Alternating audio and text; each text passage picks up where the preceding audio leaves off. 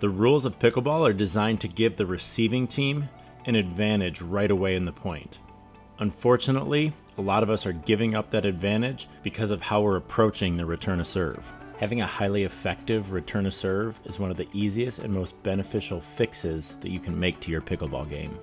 In this video, I'm going to give you the 3 keys to a great return of serve and show you how you can start implementing them right away in your own game. Let's get into it.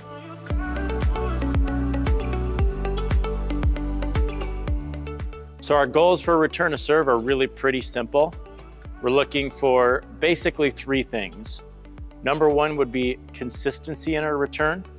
Number 2 would be, if possible, add some depth to that return.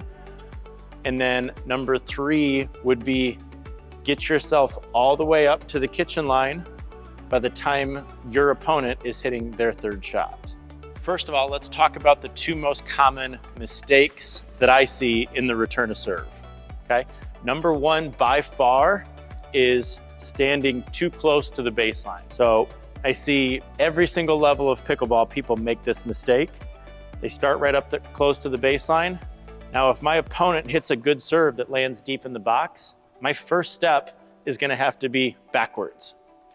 And I may make that return, but chances are it's gonna land short. And also, there's almost no chance that I'm gonna end up getting to the kitchen line in time. I'm usually about 6 feet behind the baseline. So that way, when that serve comes, even if it's really deep in the box, my movement is always forward. There's no serve that can push me back as a first movement. The second most common mistake that I see is treating our return of serve like a ground stroke or taking more of a ground stroke swing to hit it.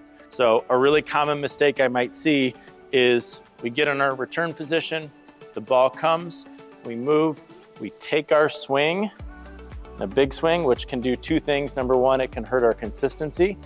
But number 2, when you're taking a bigger swing, it's harder to move through the ball, right?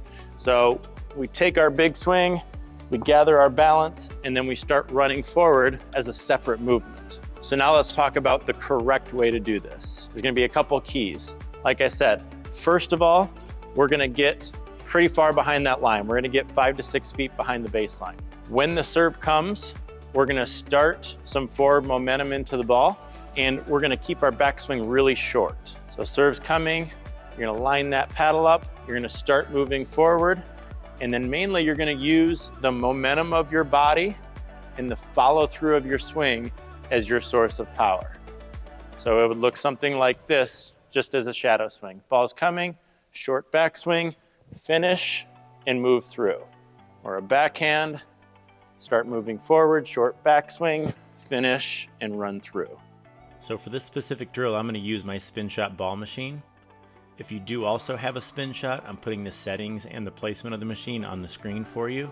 If you don't have a machine, you could just do this drill with a practice partner. However, if you are in the market for a ball machine, you gotta check out the Spinshot. I've got a link in the description below that will get you free shipping and a free cover if you decide you wanna get one. So you can see first I'm demonstrating here the correct way to do it. I'm starting quite a bit behind that baseline, getting some good forward momentum, keeping a short backswing, moving through, and then I'm able to get to that second shot in time and take that ball out of the air. Next, I'm going to show you what the incorrect way looks like. So on this one, I'm starting too close to the baseline. When that ball comes, my first step is going to have to go backwards. And then you can see because of that momentum, I'm only about halfway up to the kitchen line by the time the next ball gets fed. Keep in mind, this is on the exact same settings as it was earlier when I was able to hit that return and get in and get that ball out of the air. Next, we're going to look at the other common mistake, which is taking too big of a swing. You can see here I'm started far enough back, but instead of taking a small swing and moving through, I take a full ground stroke swing and then run after. I end up with the same problem, which is not getting all the way to the kitchen line by the time that next ball is coming. I wouldn't want to leave you watching me do it wrong, so let's finish up watching some good ones again. Moving through that ball, getting all the way up to the kitchen line and getting that first ball out of the air, which if this were a real match, we'd be putting good pressure on our opponents. I hope this tip helps you out on the court. Please like and subscribe if you like the content, if you feel like it's helping you out, and I will see you on the next one. Thanks.